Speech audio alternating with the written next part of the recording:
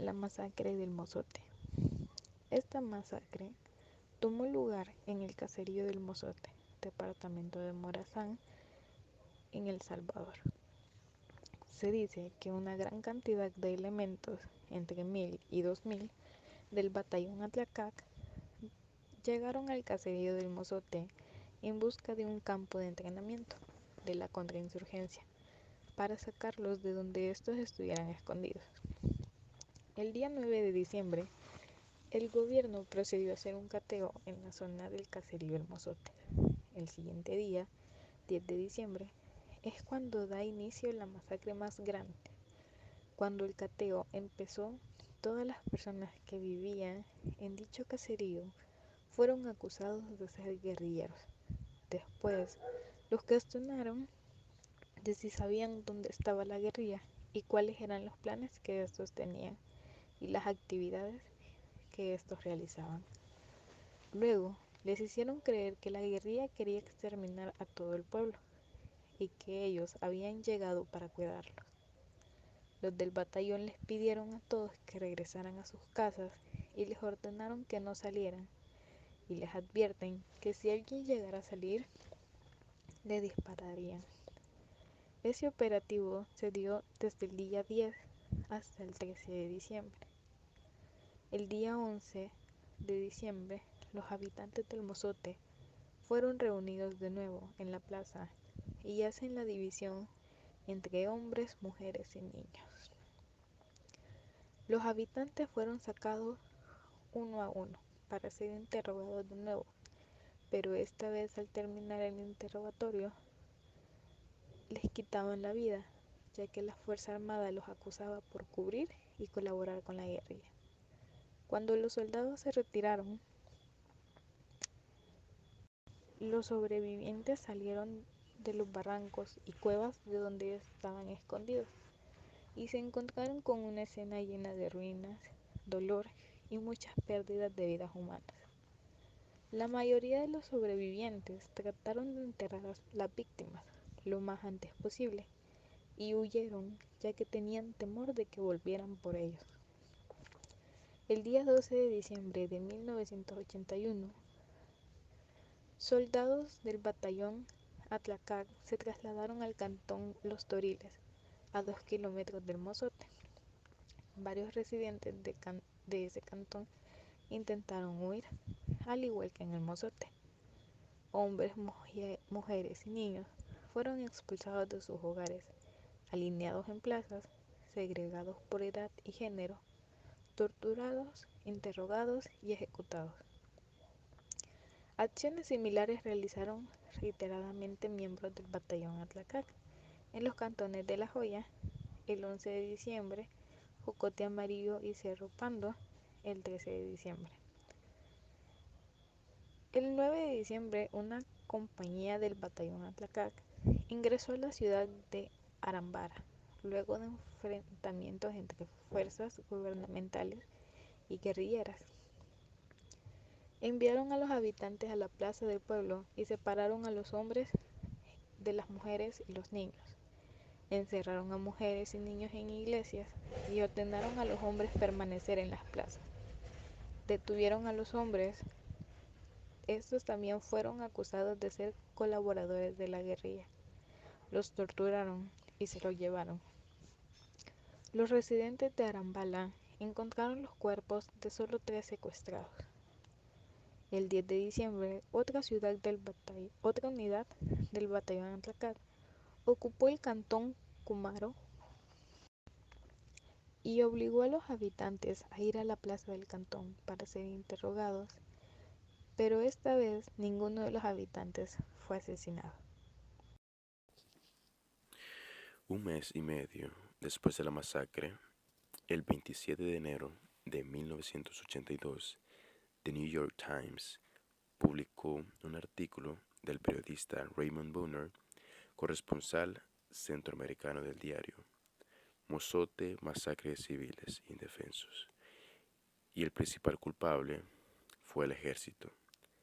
El mismo día apareció en The Washington Post otro reportaje de la periodista mexicana Alma Guillermo Prieto, en el que se confirmaba que en un pequeño asentamiento al norte de Morazán se había producido una masacre a gran escala y que los pocos sobrevivientes eran los únicos culpables.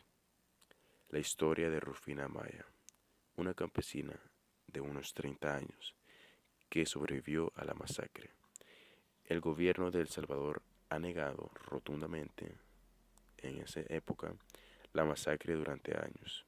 El 26 de octubre de 1990, un campesino llamado Pedro Chicas Romero, quien perdió a toda su familia en un genocidio, presentó una denuncia ante los tribunales salvadoreños por consejo de las Naciones Unidas.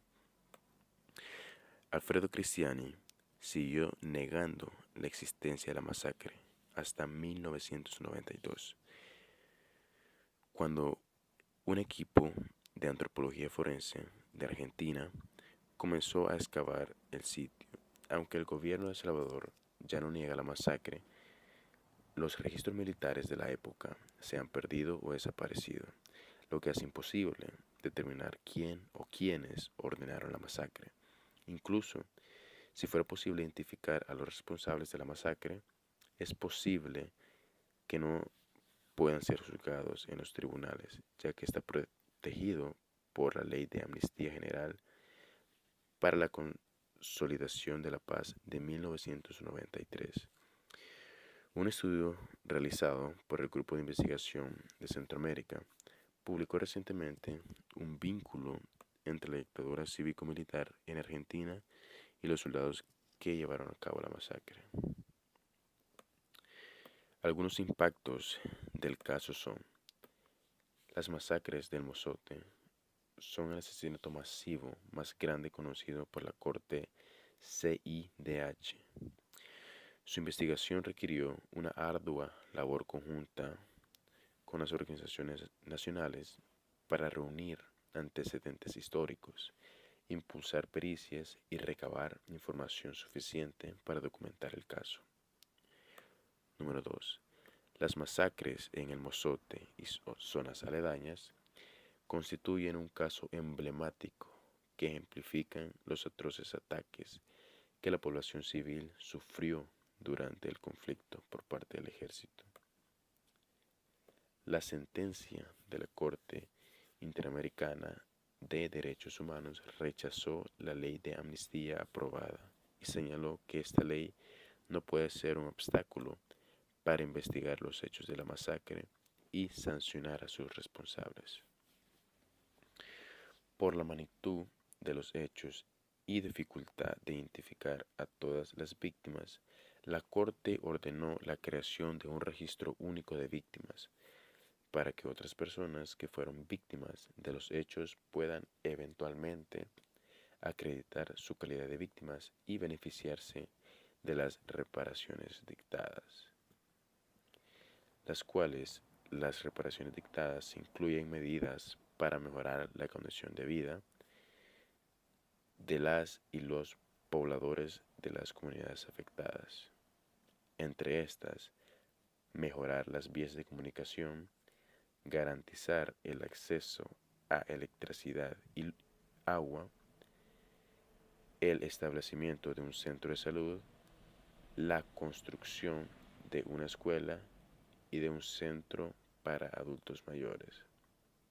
De igual manera, si nos vamos a un tiempo un poco más cerca, el 16 de enero de 2012, en el marco del 20 aniversario de la firma de los Acuerdos de Paz de Chapultepec, y en nombre del Estado y en su calidad de comandante general de la Fuerza Armada Salvadoreña, el presidente Mauricio Funes pidió perdón a todas las familias y a los familiares afectados de las víctimas por los hechos ocurridos durante la masacre, y mencionó como responsables de la matanza al teniente coronel Domingo Monterrosa Barrios, el lugarteniente José Asmita y el teniente coronel Natividad de Jesús Cáceres, causando un cierto nivel de repudio dentro de la Fuerza Armada.